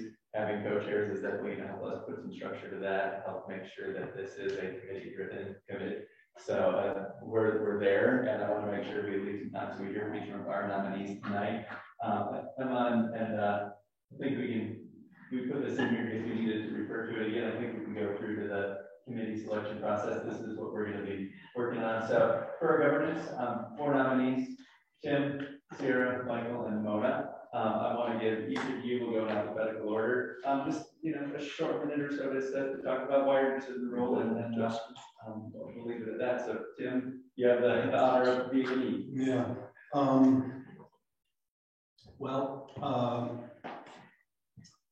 As you all know, I've been here a long time. I think my historical perspective is important and valid. and worth listening to. I'm a good listener. I'm low key. I'm a team oriented. I think most important versus everyone else, I'm a generalist, and I can absorb good information. I think I can concise it. It's not even a word. Bring it down. Verb now. What? It's a verb now. Okay. So I thought I would just put my hat in the ring, and this is important work that the committee's doing. We have a lot of expertise here. I feel as a generalist, I'm a good person to be absorbing all of these elements and trying to help put it into an easy to understand language that we can then communicate to the BOCC and to the public at large. So in effect, I think of myself as being the audience who's going to be receiving this. Thank you. Tim, thank you so much. And that's why we wanted to do the vote after this discussion. So you all had a chance to hear from each other and hear from our nominees. Okay, yeah, I know Sophie and all of you. I'd be delighted if you so choose me to be co-chair. My professional experience is as a facilitator and as a coach. I work across academia and business. The Global Planet Working Group co-chair for American Sustainable Business Network. So I'm kind of tuned into things that are happening globally and regionally around sustainability, climate change, and biodiversity. I'm trained in art of hosting training and regenerative design principles. And actually, I'm just finishing up a course called the Regenerative Practitioner. And it's all about bringing living systems principles into the way you design and develop spaces. So I would hope I could share some of that with you all. Either way, I'm just grateful to be working on this with everybody. Sure. Thank you so much. And Michael. Oh, thank you. So I am up there because I was nominated and was happy and agreed to be considered. I let my application kind of stand for the case for me, because when I went back and I read it, it seemed like it was all there. That's why I didn't have the paragraph myself. Just as a reminder, I'm the Director of Community Engagement at Aspen Company. I sit in the Sustainability Department.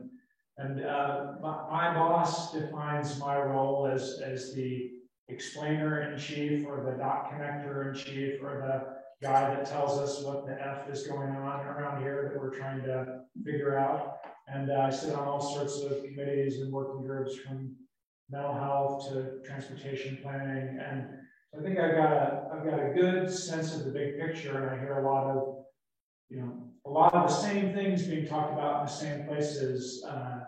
I think I can. I'm also a generalist. I was a 20-year magazine editor, and I'm used to taking complex things and distilling them down for an audience.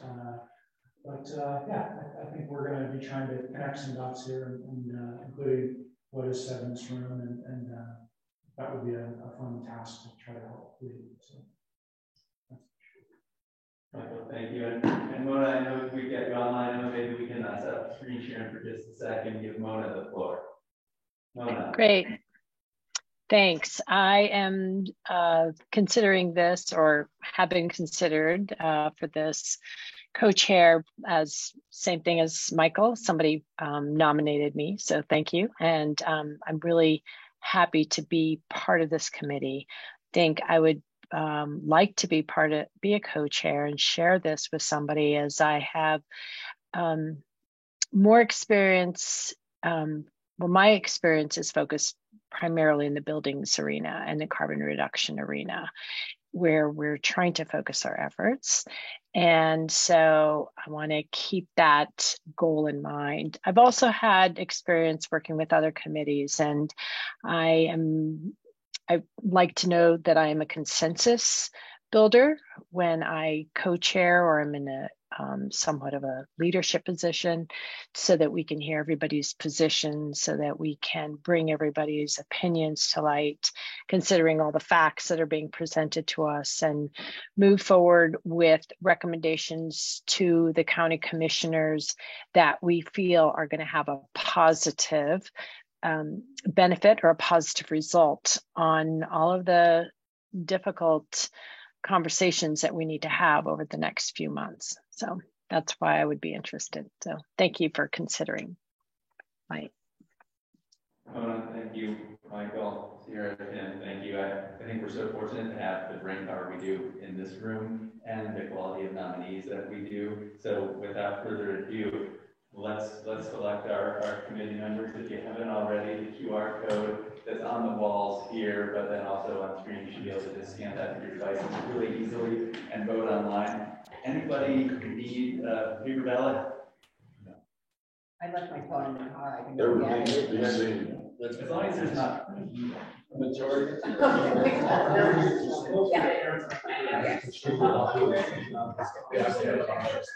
know. So we just take pictures.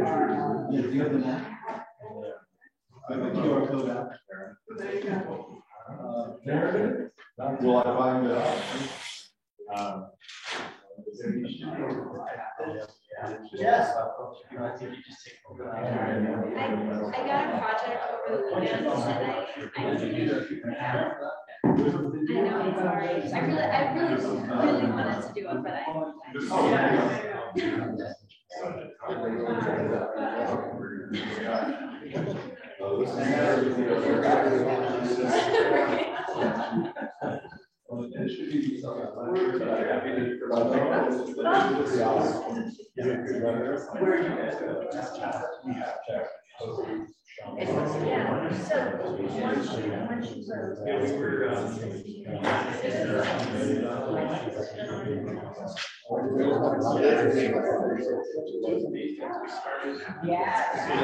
guess I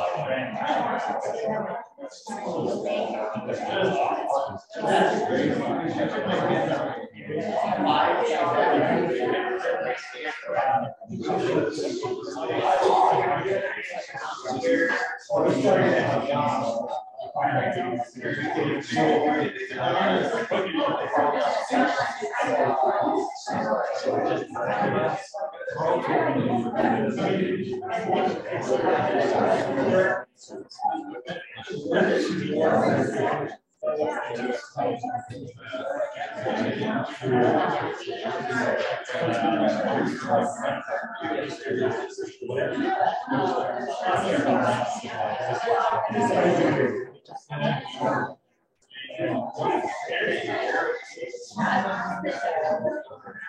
can't tell. You can't tell who voted. Because some of us are in doubt.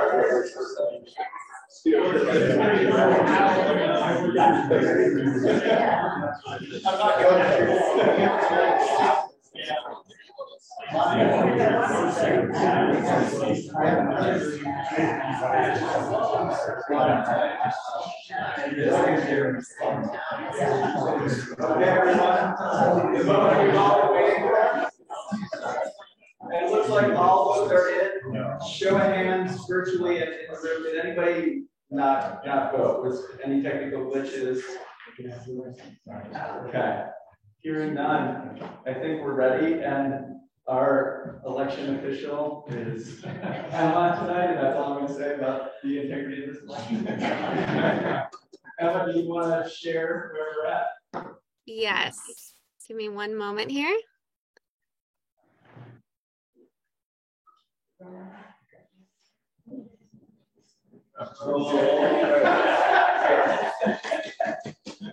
Okay. Here are our results of the election tonight. Well, we weren't prepared to do a runoff if needed. And as I said, all of our nominees supremely qualified. We're so fortunate to have the talent, the brain power, the incredible people that we have in this room. Michael and Mona, congratulations on co-chairs. Thank you.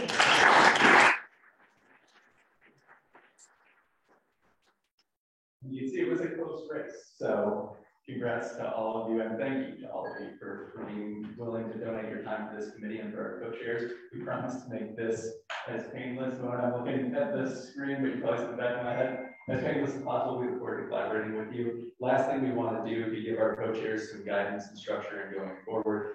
Given tonight's discussion, I think we've got a robust agenda planned for the 19th that we'll be developing with guidance from our co-chairs, of course. Are there any major topics that you think must be on that agenda that we should just pencil in right now? We're not going to go around the horn, just lightning round. Any final thoughts? Just one. I think anytime, we're being managed by the Board of Commissioners and staff, and that's a formal process. But we are an informal group.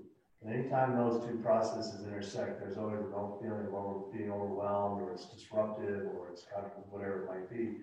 So that process of inserting yourself into the formal process of governance is kind of tough. And I think we had an outcome here that was, let's change how the governance model looks at this kind of informal network and gives it a little more influence on decision making. That would be awesome. Absolutely, and I remember our first meeting too, looking at our timeline, going through the recommendation development process, and then the timeline to actually review the recommendations and adopt the code is something we'll bring that back in our next meeting to refresh us all on that more formal process as the advisory, more informally. Yeah, thank you. Very important. Any other major topics not captured tonight? I know we had a really good discussion, giving us a lot to work with. Can you, yes, Chris, Chris, can you share those principles? Maybe you could, either staff could email. It's really interesting what you're doing, and send us something to read. Yeah. Models and all. Yeah.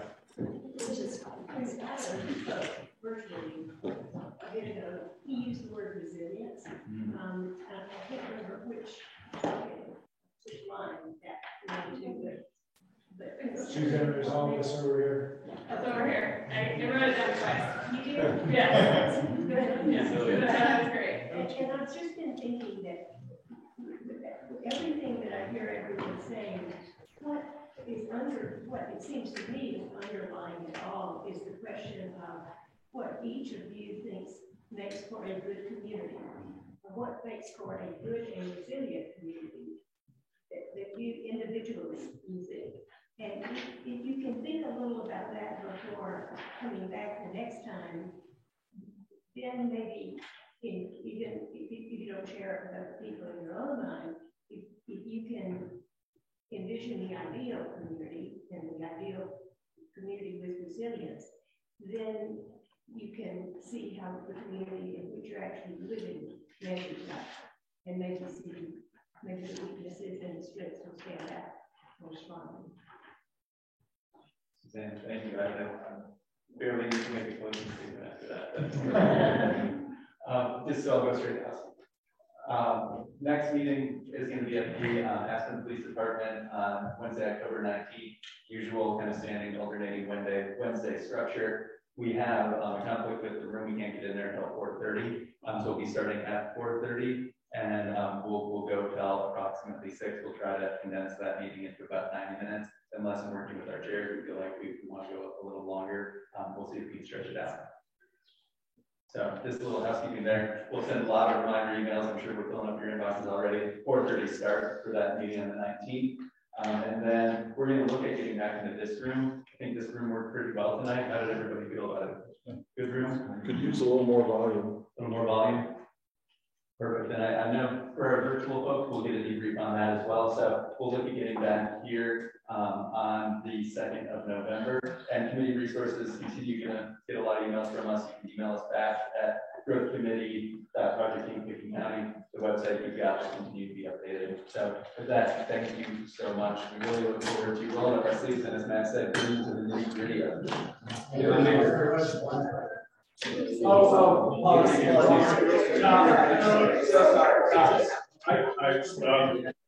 Two quick suggestions to the committee.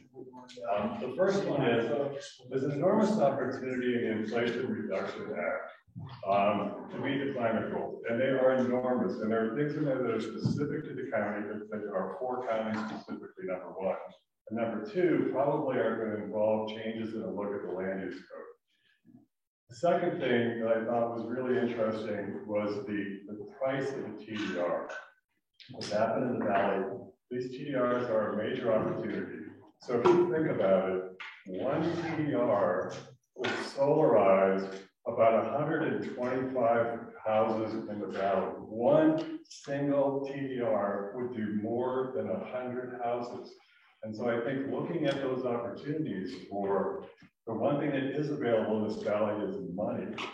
The climate goals should be relatively easy to meet because there is so much money available if you guys think about clever ways to put that together and leverage those. Thank you. Thank